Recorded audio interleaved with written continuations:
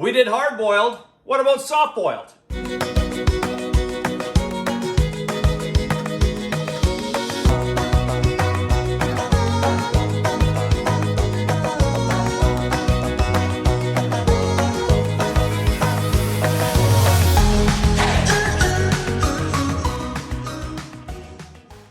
Hey, Chef Des coming at you again from my kitchen, corporate chef of BC Egg. We're here to do some soft-boiled eggs this time. Soft-boiled eggs were never my favorite. I don't like having a soft-boiled egg in an egg cup with shell fragments. You know, when somebody cuts it in half to separate it and you get all the shell fragments in your egg and then you gotta try and get the white out of it. So I've always just stayed away from soft-boiled. Don't get me wrong, I love a nice runny yolk, give me a fried egg any day.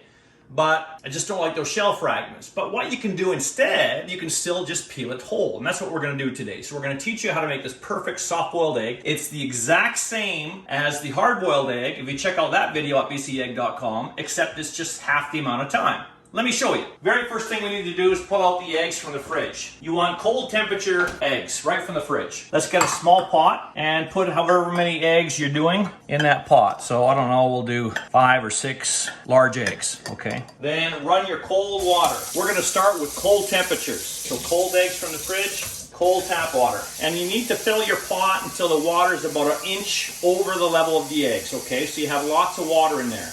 Bring it over the stove top and let's get that boiling. So high heat until it's a full rapid boil. Once it's a full rapid boil, we're gonna put a lid on it and turn the heat down. Now, here's the thing. I'm using an induction cooktop. So an induction, much like a gas cooktop, as soon as you turn the burner off, the heat is gone, like there's nothing there. If you have an electric cooktop, a coil, like for example, then even when turned off, it's going to maintain a level of heat for a long period of time as it's cooling off. You understand what I'm saying? So with an induction or a gas cooktop, after it comes to a full rapid boil, I want you to turn it down to low, put the lid on, let it sit there for 4.5 to 5 minutes. With an electric, once it comes to a full rapid boil, put the lid on and shut your burner off and just keep that pot on that residually warm burner for that 4.5 to 5 minutes. 4 even if you want, really runny. The thing is, you have to remember, peeling a soft-boiled egg will be easier the longer you cook it. So the more the whites are cooked, the easier it's gonna be to peel. The other thing you need to remember is older eggs will peel easier, always. For soft-boiled, hard-boiled, it doesn't matter. But I'll give you a couple of great tips for peeling a hard-boiled egg or a soft-boiled egg in this case. There's also another great tip video on how to do exactly that, peeling a hard-boiled egg at bcegg.com.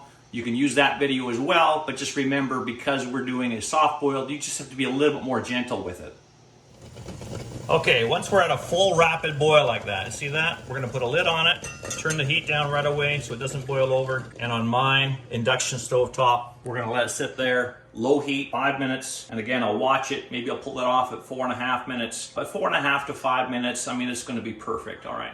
We're time, let's go. So here's the next step. Here's our lovely BC eggs. What I want you to do now, run the cold water again, pour off as much as you can of the hot water without obviously spilling the eggs out.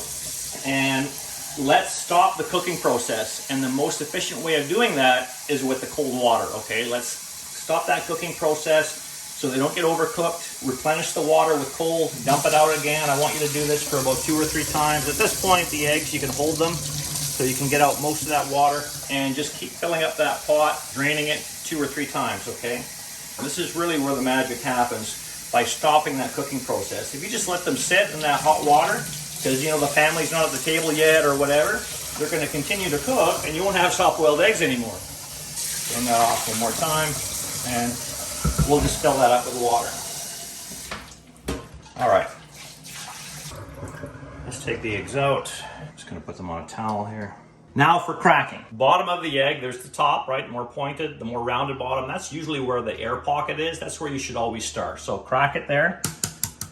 See that? It'll collapse there, the air pocket. What I want you to do next is crack it all over gently. And then what I want you to do, roll it just a little bit gently on the counter. Remember, soft boiled, just to create a whole bunch of cracks in there. And then we're going to start at the air pocket. And what you're trying to do is get your finger underneath that membrane. And when you can do that, stop and let some of the air in between the membrane and the egg white. A lot of people, they make the mistake of, once they have it, they just rip it off really fast.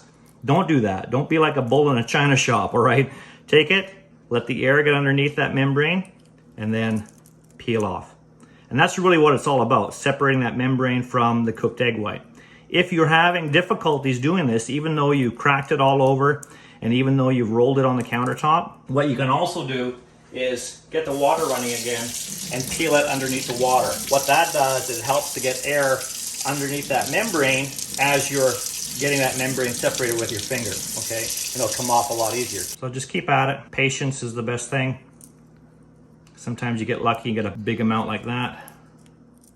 All right, so I had newer eggs, so I got a couple of little spots there where the egg white came out, but not too much. We did pretty good. Now, this is what you do. Piece of toast, piece of English muffin or whatever, just chop it up. Look at that beautiful yolk. Perfect every single time.